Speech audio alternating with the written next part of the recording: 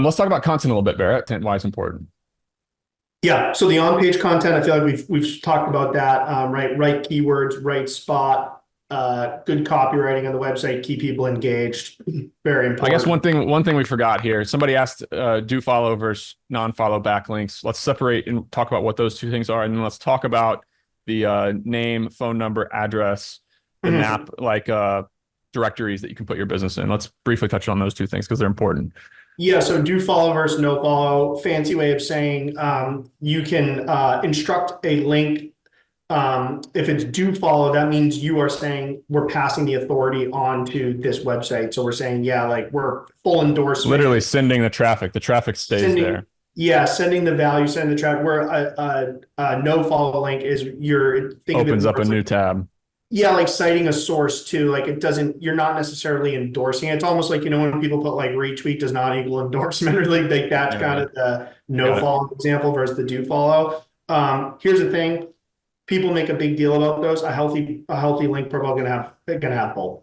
So Yeah, it's like, yes, do follows are tend to be better, but no follows are not nothing. So I wouldn't spend a bunch of time thinking about that. I think if you were running like a really, really, really big blog, affiliate blog or something, those things are going to be more important. If you're running a service business locally, I wouldn't sweat it too much. Like it's not something to yeah, spend a ton thinking about. And name, good. address, phone on your website, you want name of your business, address of your business, and phone number in the footer or the header on every page. Make sure that that is consistent across all these directories, from Yelp to Foursquare to, there's 10,000. That's another thing. If you need help with that at Bold, we can help you with that, get that squared away. Because if it's not all the same across all the different directories, it just sends a signal to Google, like again, it's confusion. There's no clarity. Like, is this a real company? Why do they have all these different addresses on the internet? So it can be a pain to retroactively update those.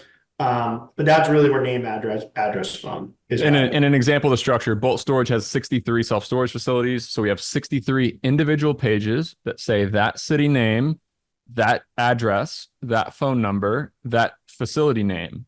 And those are exactly the same as our business profile, what it says on there. And the business profile links to that web page, and that web page links to that business profile. That's the structure that we're after here. And then there's the directories where you can submit your business and you can get a ton of no follow links from Angie's List, from TripAdvisor, from HomeAdvisor, from Yelp, from all the social media sites. And you can use services to submit your business to those. And it does help. It does help for sure. All right, Definitely. let's go back to on page. Anything on page here with this is kind of, we're getting in the weeds here with the title, the headings, H1, H2, H3, keywords in the content, and kind of the intent of that page. But it's basically a clear and concise flow using the right keywords that people actually want to learn, instruct, and know on each page. Yeah. Yep. I think that's good. We talked about this. These are kind of how to look at search volume and how high and how hard it would be to kind of rank in each. We want to talk a little bit about long form. Not very many small businesses do long form content.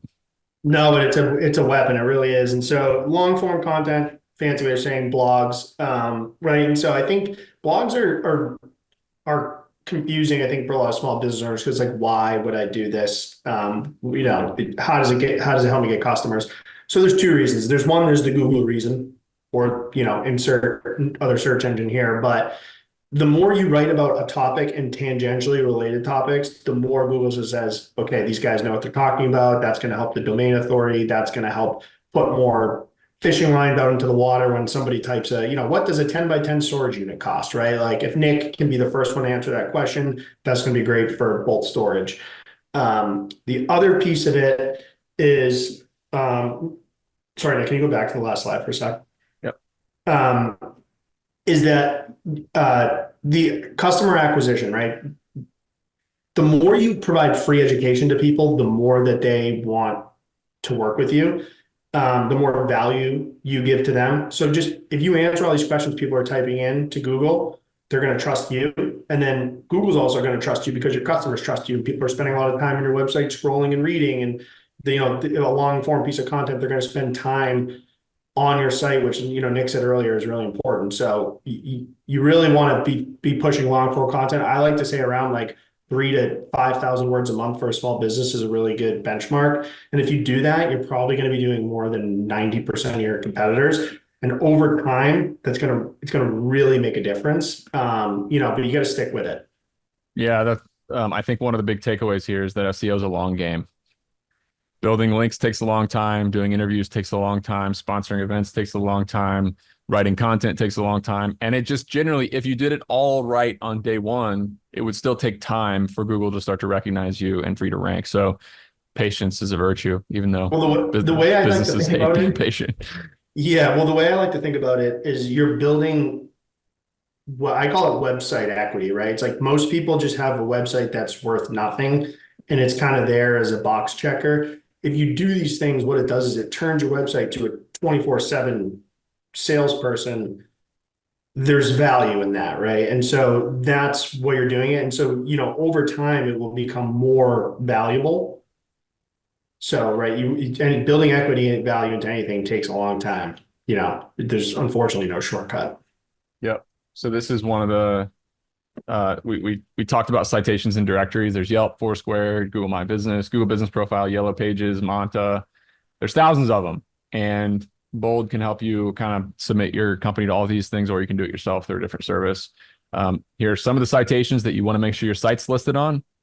There's a lot. Places on Apple Maps is very important. Facebook, LinkedIn, the big ones. But then there's Patch, there's MapQuest, there's OpenTable, there's Yellow Pages, there's City Data. It goes on and on and on. So this is really important stuff. Chamber of Commerce, somebody actually asked the question about this. Yes, these links are valuable. You should absolutely submit your company to the Chamber of Commerce directory.